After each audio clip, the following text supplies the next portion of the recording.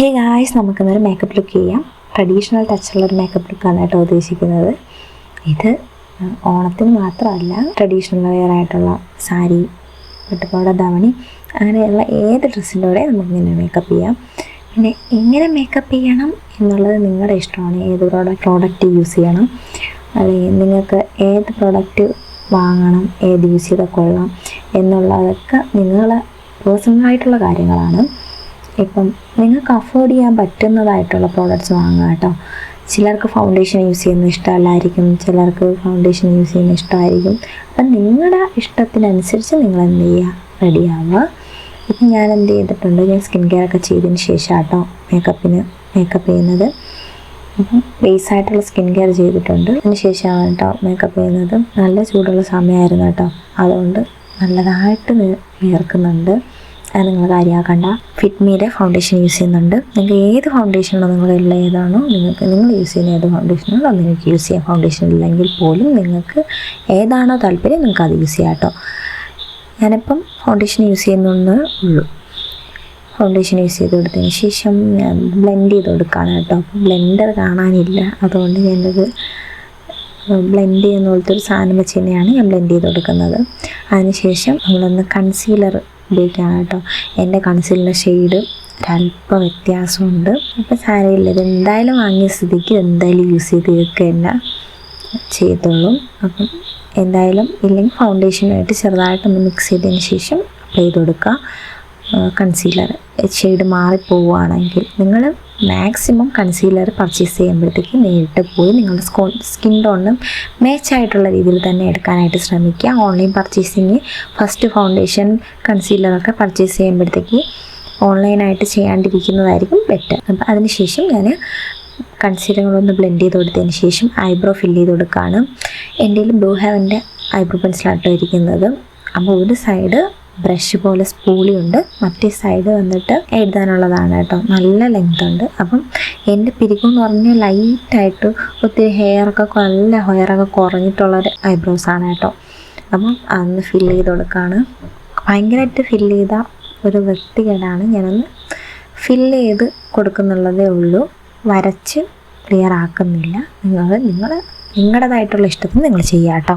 അതിനുശേഷം ഞാൻ I shadow ഇട്ട് കൊടുക്കുകയാണ്. നിങ്ങൾക്ക് ഏത് ഷെയ്ഡ് വേണോ നിങ്ങളുടെ ഡ്രസ്സിന് മാച്ചായിട്ട് വരുന്ന ഷെയ്ഡ്സ് നിങ്ങൾക്ക് യൂസ് ചെയ്യാം കേട്ടോ. നിങ്ങളുടെ ഐ ഷാഡോ പാലറ്റ് ഉണ്ടെങ്കിൽ മാത്രം, ഇല്ലെങ്കിൽ ചീക്ക് ആൻഡ് ഐ ടിൻറ്റ് അങ്ങനെയൊക്കെ മേടിക്കാൻ കിട്ടുമല്ലോ. അപ്പോൾ അതാണ് യൂസ് ചെയ്യുന്നത്. നിങ്ങളുടെ കയ്യിലുള്ള ഏതാണോ അത് നിങ്ങൾ യൂസ് ചെയ്യാം കേട്ടോ. അപ്പോൾ ഞാൻ അത് യൂസ് ചെയ്ത് കൊടുക്കുന്നുണ്ട്. ഞാനൊരു പിങ്ക് ഷെയ്ഡാണ് ഞാൻ എടുത്തിട്ടുള്ളത് കേട്ടോ. അപ്പോൾ ഞാൻ അപ്ലൈ ചെയ്ത് കൊടുക്കുകയാണ്. രണ്ട് കണ്ണിന് നന്നായിട്ട് അപ്ലൈ ചെയ്ത് കൊടുക്കുകയാണ്. എന്നിട്ട് ഐലൈനർ എടുക്കുന്നുണ്ട്, ഐലൈനർ വരച്ചു കൊടുക്കുകയാണ്. എന്നിട്ട് നമ്മുടെ കണ്ണിൻ്റെ രണ്ട് കോർണറും വരച്ച് നല്ല ഷേപ്പാക്കി വയ്ക്കുന്നുണ്ട്. അതിനുശേഷം നമ്മൾ കാജൽ അപ്ലൈ ചെയ്യാൻ പോവാണ്.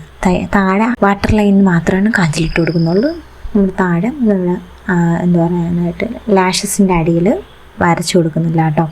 എന്നിട്ട് നമ്മുടെ കണ്ണിൽ നിന്ന് ഷേപ്പാക്കിയതിന് ശേഷം നമ്മൾ മസ്കാര ഇട്ട് കൊടുക്കുകയാണ്. മസ്കാര ഇട്ട് നമ്മൾ ബ്ലഷ് ഇട്ട് കൊടുക്കാം.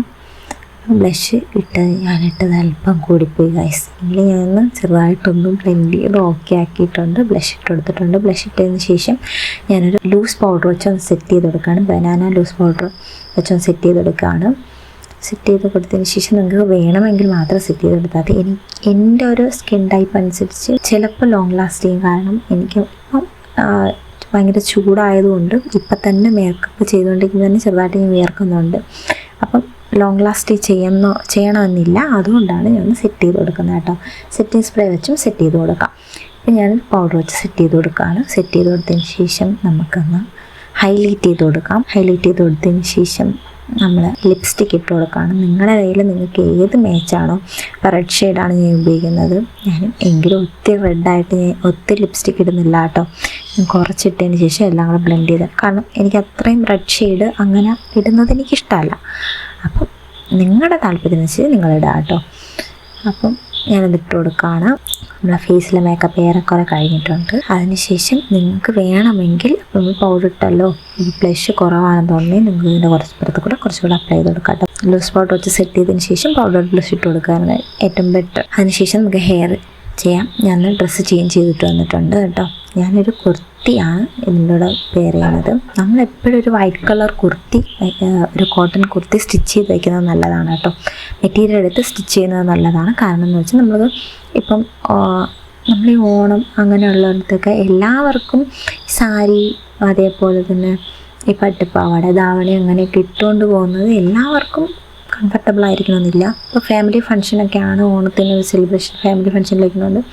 ചിലർ എന്താ പറയാനായിട്ട് കുർത്തി അങ്ങനെയുള്ളവർ ഇടുന്നതായിരിക്കും കുറച്ച് തോന്നുന്നത്. അപ്പം അങ്ങനെയുള്ളവർക്കും ഒന്നും പേടിക്കേണ്ടതില്ല. അപ്പം നമ്മളൊരു white colour cotton material kurti stitch ചെയ്ത് വയ്ക്കുന്നത്, നമ്മളെ സൈസിന് സ്റ്റിച്ച് ചെയ്ത് വയ്ക്കുന്നത് നല്ലതാണ്. ഇതുമ്പോൾ കാഷ്വൽ വെയറായിട്ട് നമുക്ക് യൂസ് ചെയ്യാം.